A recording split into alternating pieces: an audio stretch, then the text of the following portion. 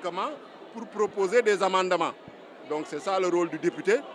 Et en fonction de cela, on pourra déterminer notre vote. Est-ce qu'on votera pour? Est-ce qu'on va s'abstenir? On votera contre. Donc c'est la manière, chaque fois, la méthode de travail qu'on a. Donc on n'a pas de préjugés ou d'a priori. Maintenant, par rapport à ce qui concerne le projet de loi, donc ce qu'on a vu, bon, c'est qu'il a été présenté d'une manière comme s'il s'appliquait peut-être à 2 ou 3 personnes. Et nous pensons qu'un projet de loi, quand même, comme je l'ai dit, c'est une loi qui doit être impersonnelle et générale et s'appliquer à tout le monde. Et en plus, je pense que la loi devrait être plus ambitieuse et régler définitivement ce problème de déchéance dû à des peines accessoires ou à des peines complémentaires. Mais on ne peut pas régler de manière conjoncturelle pour nous retrouver après des mois avec les mêmes problèmes. Et on ne crée, en tout cas, on ne règle pas des injustices en provoquant de nouvelles injustices. Parce que vous voyez qu'actuellement, le président Ousmane Sonko, qui est l'un des favoris à l'élection présidentielle de 2024, est arbitrairement détenu. Le parti PASTEF fait l'objet d'une tentative de dissolution de la part de son principal adversaire, qui n'est rien d'autre que le chef du parti de l'APR. Ce qui est, je pense, qu'une manière déloyale, une manière malsaine et une manière inélégante de faire de la politique. Parce que c'est des pratiques qu'on ne connaissait plus depuis 1960 avec le PAI, depuis 1963 avec les partis de Cheikh Anta Diop, donc le BMS et le FNS. Donc nous sommes revenus, donc la démocratie sénégalaise est revenue pratiquement à sa préhistoire. Et ça, nous le dénonçons. Et en tout cas, nous allons élever la voix, comme toujours, pour demander la libération immédiate et inconditionnelle du président Ousmane Sonko, injustement détenu. Également, demander, en tout cas, qu'on réinstaure le PASTEF et que cette dissolution-là, qu'on l'annule purement et simplement parce que c'est grotesque et c'est ridicule. Donc, sur le fond, le projet de loi, il parle des cas d'inéligibilité et des questions de parrainage. Nous avions déposé lors de la révision constitutionnelle de l'article 29, des recours. Avant qu'on dépose des recours, on avait déposé des amendements. Mais quand on avait déposé ces amendements, ce n'est pas nous seulement, la majorité avait déposé des amendements sur le projet de révision de l'article 29 et sur le projet de loi modifiant le code de procédure pénale et supprimant la CREI, créant le pôle judiciaire financier. Omar Youm, en tant que responsable, chef de la majorité, avait déposé des amendements. Le groupe Wallou, son vice-président du groupe parlementaire, avait déposé des amendements. Yéwi également avait déposé des amendements. Donc nous tous, nous avons constaté que ces projets de loi avaient des insuffisances. Et ces amendements-là ont été rejetés purement et simplement par le ministre de la Justice en invoquant l'article 82 de la Constitution en nous disant soit vous prenez tout le projet de loi tel que le gouvernement l'a présenté, soit vous le rejetez. Donc c'est un chantage. C'est ce chantage-là que nous n'avons pas accepté. C'est pourquoi on a usé de notre droit de recours devant le Conseil constitutionnel pour déposer ces recours en prenant les arguments que nous avions mis dans les amendements, en les mettant dans le recours devant le Conseil constitutionnel. Donc, c'est cela la vérité. On a présenté ce recours-là comme si on voulait bloquer des personnes. Ça n'a jamais été le cas. On n'est pas dans ces considérations personnelles et subjectives. Nous, on est dans l'objectivité. On veut que les lois profitent à tous les Sénégalais et à tous les citoyens parce que la Constitution dit que les citoyens sont d'égale dignité et qu'ils ont un égal accès, doivent avoir un égal accès aux postes de décision, dont la station présidentielle. Donc nous voulons que ce problème soit réglé définitivement, cette question de la déchéance issue des peines complémentaires ou accessoires, et que l'instrumentalisation de la justice ne soit plus un moyen de réguler la vie politique au Sénégal. Donc c'est ça notre objectif et nous allons le défendre et nous allons combattre pour que cela soit ainsi. Donc voilà ce que nous avions à dire. Est-ce que les députés de PASTEF qui sont réclamés de Tahaou, provenant de Yéwi, qui ont signé. Mais l'écrasante majorité des députés de Yéwi, qui sont de PASTEF, du PUR, de PRP, du parti de Habibsi, du parti de Aïdemboj, nous tous, nous n'avons pas signé parce que nous n'avons même pas été associés. Donc c'est eux qui ont négocié entre eux.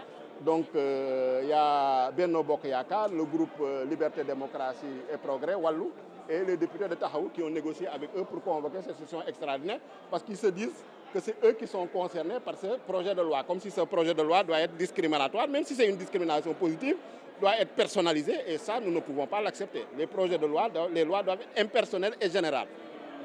merci. honorable Ayib Daffé lan lañ mën a jàpp ci li fi xew bésu tey ji ci assemblée nationale. waaw lu ñu mën a jàpp rek mooy dañu ñëw convoqué ñu en session extraordinaire ay député yoo xam ne bokkee ci Benno Bokk Yaakaar ak ñu bokk ci wàllu ak ñu bokk ñoo xam ne ñoo ngi ci taxawu Sénégal ñoom ñoo demandé session extraordinaire bi.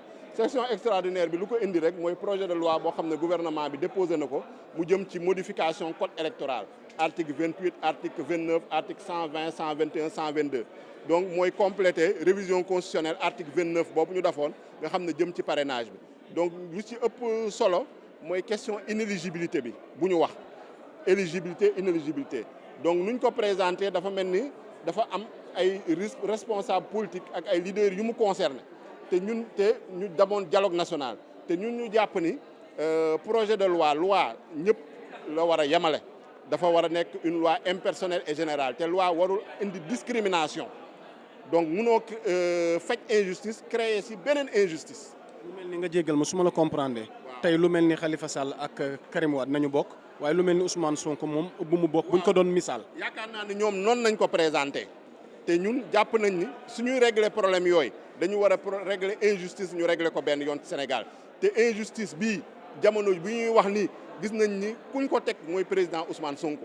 parce que leen bañ lu ni mel am. yéen ñëpp ngeen bokk loolu nañu mës a réclamer ñun déposé nañu proposition de loi en mars 2024 suñu collègue Guy Marius Sagna boo xam ne si lii la jëm te buñ koy déposé waa député taxawu yi nañ ko joxoon pour ñu déposer ko mais ñoom ñoo tardé finalement ñun ñu jël si ñun déposer ko donc buñ koy déposer boobu pour régler le cas de Khalifa Sall la pour régler le cas de Karim Wade ak yeneen cas bu munti am parce que loi soo koy jël da nga koy jël de manière impersonnelle et générale régler problème yi benn yoon mais règle façon bii ñuy régler kii yi di seppi naan diw mun na ñëw diw mënut a bokk et cetera loolu yaakaar naa ni warul mun a nekk parce que.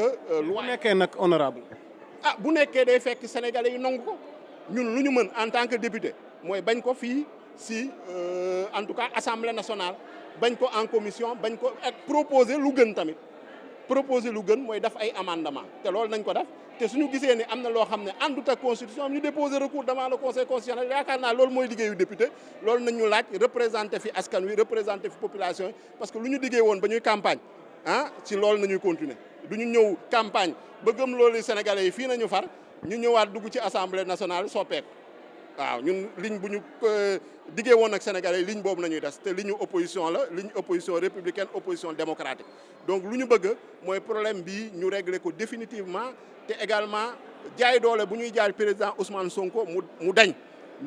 ci naka parce que ci laa naroon a ñëw situation seen leader Ousmane Sonko. ñu dissoudre ko.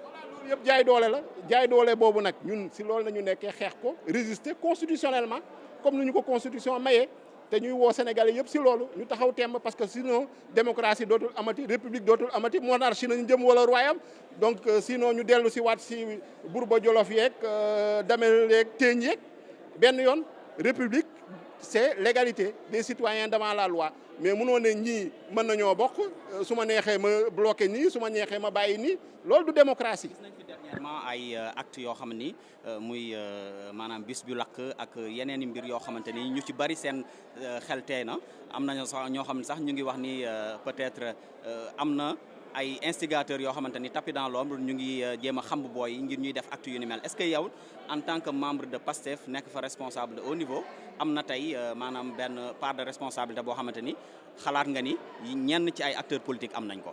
parti bi daf na communiqué yaakaar naa transmettre nañ leen communiqué boobu ngeen gis ko à travers le bureau politique national condamné nañu acte boobu maintenant nag gis nañ ni dëkk bi depuis mars 2021 y a plus de une cinquantaine de morts gisaguñu enquête yoo xam ne ay enquêtes yu indépendantes ay enquêtes yu sérieuses yoo xam ne def nañ ko donc lu ñu bëgg mooy enquêtes yooyu ñu def ko mu doon enquêtes yu objectives ay enquêtes yu indépendantes mais pas ñuy cibler ay nit wala ñuy cibler groupe wala ñuy cibler parti politique pour jéem leen jaay doole parce que lu ñu fi gis loolu nañ fi gisagum te gis nañ ko dernièrement police bu mu defee conférence am de presse am présenté woon fi ay ñoo xam ne dafa leen jàpp ni opposition la ñu fare le fameux numéro 9 gis après seen yenn waa presse bi yéen a démonté loolu donc yéen presse bi tamit am ngeen rôle bu mag bu ngeen si jouer parce que yéen a mun a def investigation ñun peut-être mun nañu ne dañoo far mais yéen a mun a départager justice tamit moo mun a départager en tant que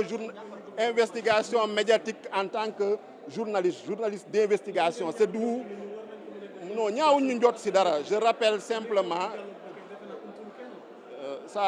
je rappelle simplement que vous êtes des journalistes am na loo xam ne c'est les faits n'est-ce pas les faits yéen vous allez à la recherche de l'information donc am na loo xam ne soo leen ko déggee yéen a ko war a vérifier ndax information yooyu wër na vous avez vos moyens vous avez vos techniques d'investigation soo leen ko vérifier ba pare ngeen publier ko de manière objective de manière indépendante. am na ñu koy seeti ñoo ngi en contact avec moom waaw moo ngi poursuivre nag grève de la faim comme il dit parce que c'est un acte de résistance ak yeneen collègues yeneen détenus politiques yoo xam ne ñoo ngi ci prison bi entamé nañu grève de la faim te yaakaar naa ni ñun tamit ñëpp ñoo ngi ci dynamique résistance boobu. Bon, il va bien, quelqu'un qui est en prison, qui fait la grève de la faim, on ne peut pas dire qu'il va bien. Mais alhamdoulilah, il a le moral, il garde sa dignité et c'est quelqu'un de courageux, comme nous le savons. Il y a quelqu'un qui est fitnal, qui est tiital. Merci.